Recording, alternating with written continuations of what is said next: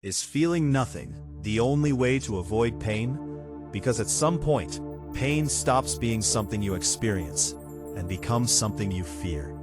Not just fear, but something you want to escape completely. And when that happens, some people don't just protect themselves. They shut down. They disconnect. They stop feeling altogether.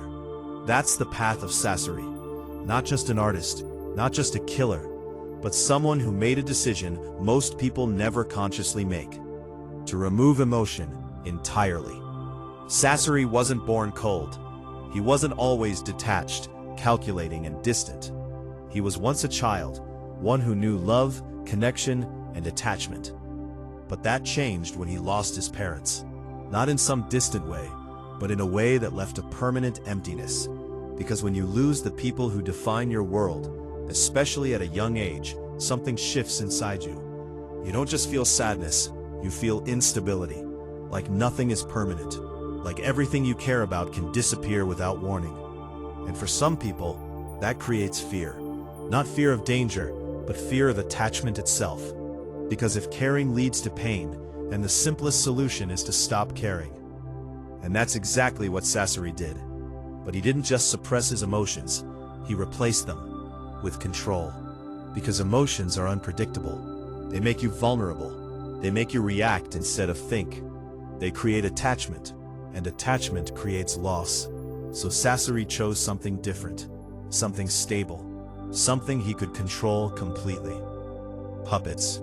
At first it might seem like just a technique, a skill, a form of combat.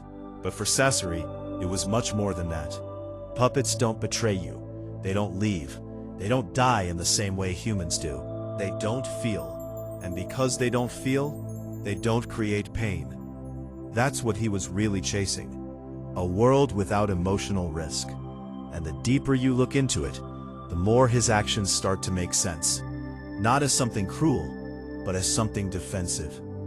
Because turning people into puppets wasn't just about power. It was about preservation. About freezing something in time so it could never be lost again. Because once something becomes a puppet, it doesn't change. It doesn't age. It doesn't disappear. It becomes permanent. And to someone who's experienced loss, permanence feels like safety. But here's where it becomes dangerous.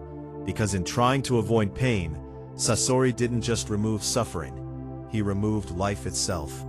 Because emotions aren't just the source of pain, they're also the source of meaning, connection, growth, identity. Without them, you don't just avoid hurt, you lose everything that makes experiences matter. And that's the paradox of his philosophy. He wanted to escape pain, but in doing so, he escaped humanity.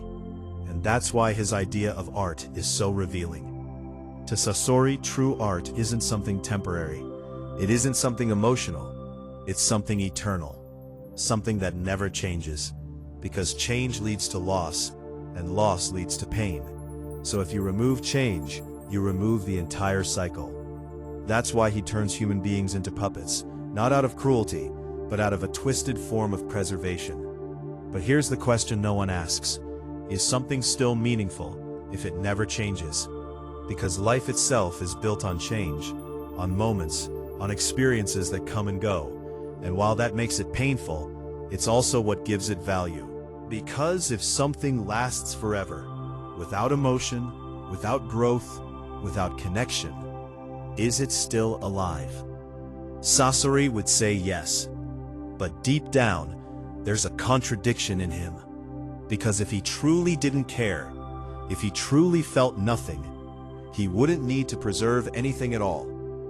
The fact that he goes to such length to control and maintain things shows that something inside him still exists. Something that remembers what it felt like to lose. Something that's still trying to hold on to what's gone, even if it means recreating it in a lifeless form. And that's what makes his character so tragic. Because he didn't just lose his parents, he lost his ability to process that loss. Instead of grieving, he avoided it. Instead of healing, he replaced it. And over time, that avoidance became his identity. A person who no longer sees the value in emotion. A person who believes that feeling nothing is better than feeling pain. But here's the truth he never fully accepted. Pain isn't the opposite of peace. It's part of being alive. Because the same emotions that make you suffer are the ones that allow you to connect, to care, to grow, to find meaning in things that don't last forever. And once you remove that, you don't just remove pain, you remove purpose. And that's the cost of his philosophy. A world without suffering, but also without meaning. And maybe that's why his story hits so deeply. Because on some level, everyone understands that instinct.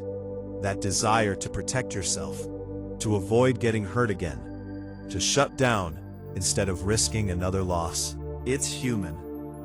But Sasori took that instinct to its extreme.